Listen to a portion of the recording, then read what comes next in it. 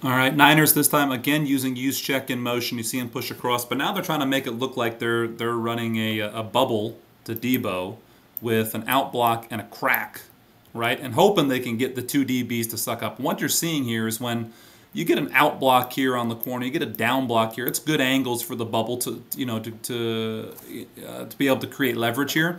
But when you see that, normally that triggers a corner and a safety down, right? Depending on the coverage. I'm looking at a backside safety right here. But either way, the safety, whoever the high player in the middle of the field is, that normally triggers them down because they got to replace. Right now, you've got two to block two, particularly with the motion, right? If he steps down and cracks here, and he steps out and kicks out there, you've got two to block two, and the next guy who's capable of making the tackle is about 15 yards downfield. So that normally triggers a corner and a safety down, and that's why this turns into bubble and go. They're going to pump the bubble here, right? And now they're going to try to release use check and release, I think it's a Ayuk, on basically what turns into a switch vertical concept. So it's a nice concept.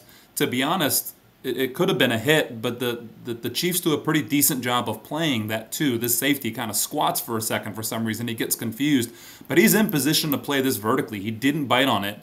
Right now, for some reason, it looks like he's looking over here for some reason, and then it turns out that this potentially actually could have been a hit. It looks like Purdy's just overthrowing it to get rid of it, to be honest, based off the pressure that's coming. I'm not sure he was really thinking he was going to complete this ball right now. Now, the other thing you get is try to hold these linebackers in. You make it look like RPO, right? So you fake the run fake, even though the line's blocking opposite the run game. You still freeze those guys for just half a second. Make it look like bubble. And then you look at your vertical component. So you see a lot of teams hit this for big plays, especially at the college level. Big plays. It doesn't happen quite as effectively at the NFL level, but it still does happen. But bubble and go. And it's always nice to add in some wrinkles where, you've got your new number 3 is coming from the opposite side, and he's becoming number 1. So hopefully you're getting some assignment switches on the back end too, which may also be another way to free someone up. So could have been a big hit. Pretty simple play design, pretty straightforward. So there's a